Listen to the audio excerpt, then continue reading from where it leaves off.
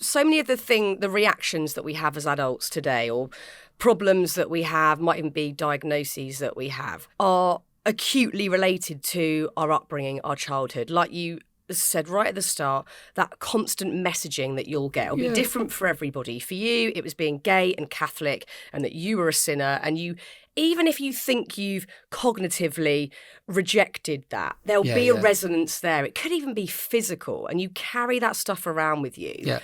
But to hear a story where you've not only overcome it, but you've used all of that to now help other people is huge. It's massively empowering. I think you got to. I mean, you'll know about this, as much as I do. I think when you work on these platforms and you get the privilege of doing talks and books and all of that stuff, you've got to be brave enough to give your own story. Yeah.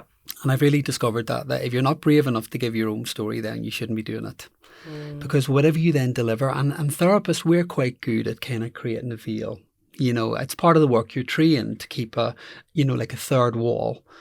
And I can understand why we do that. And at times it's really, really important. But I think for me, when you're in a room with someone, they're less interested in you as a therapist. They want to know that you know what you're doing, which is really important. But they also need to know that you're a human being who gets what they're going through. Mm-hmm. Now, you can never completely identify with what someone's going through. But if you can at least empathise and say, no, I get this, and you can ally with the person in that suffering, then you're halfway there therapeutically. Yeah. So I think in my work and doing the books and talks and all the various bits I do, I think I have to tell my story, even though it's really uncomfortable. When I did that TED talk recently, I stood before I went out, and you know what it's like. It was a big stage event. There was a lot of people there were cameras and all of that stuff.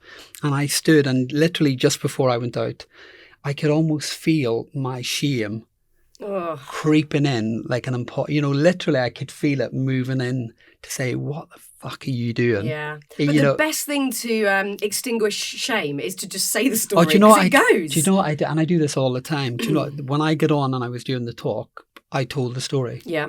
Because I think that's one of the most part. And I've got really, really used to it now because, I think that's one of the things about therapy. People think that there's a resolution point and the point of being fixed and complete. Yeah. And actually, it's completely nonsense, really. We're never totally complete. Nope. We're never completely together. We're always working through stuff. And I guess really the more work you do and the more you get to know yourself, then you uncover other layers.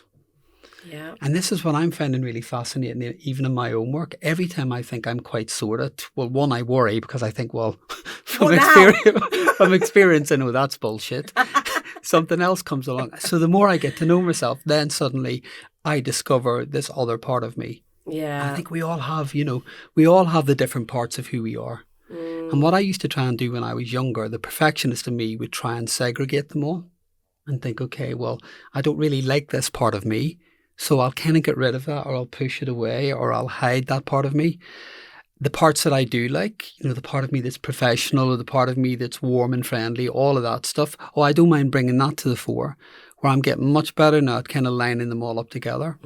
Say, these are all parts of me, and I work with them all together at times. And I know sometimes that, like if I'm doing something big and my vulnerable side comes up, then I can acknowledge it and I can work with it, but I can also make a decision that part of me can't be in the driving seat at that moment. Yeah, it's not going to rule you, but you're going to use the feelings to connect with other people. I'll use it, but I'm not going to let it drive me. Because I think going back to what you're just saying there about we're often looking for how can I be fixed? And then if we compartmentalise ourselves, go, how can I fix this bit of me? I don't like that bit of me.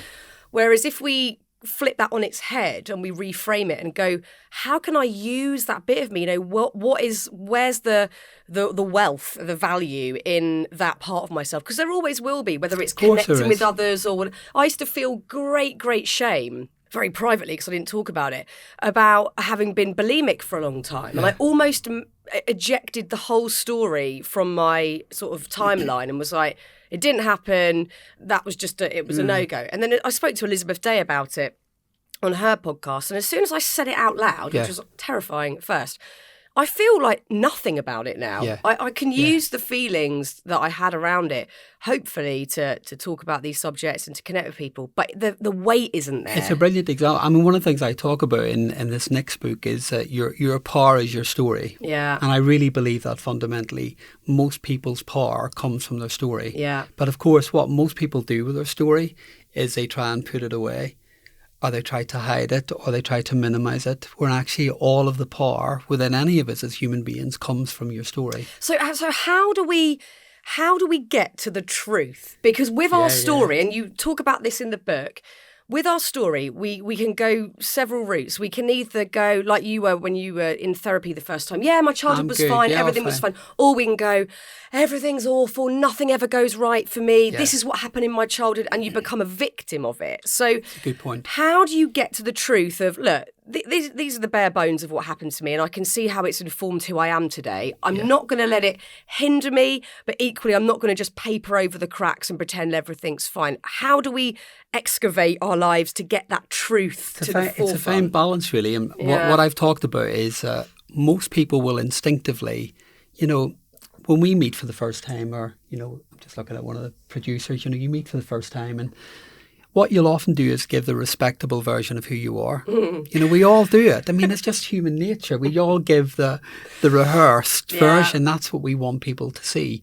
Or even, when we meet each other, it's just a quick, how are you doing? Yeah, great. Well, actually, most of the time, we're maybe not.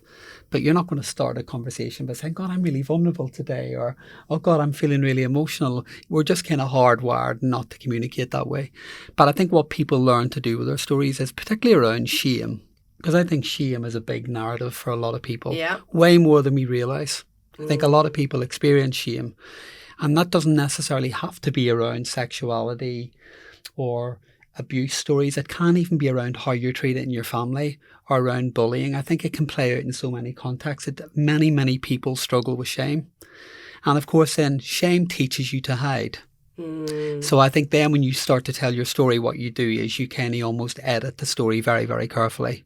I'll give them. So it's all about, I think for most people, the heart of most psychology is about protecting yourself, keeping safe, preventing anything from going wrong, and making sure that you're accepted and lovable. That's kind of the narratives for most people. So when they tell their story, what they do is they try and match and think, okay, will that fit that narrative?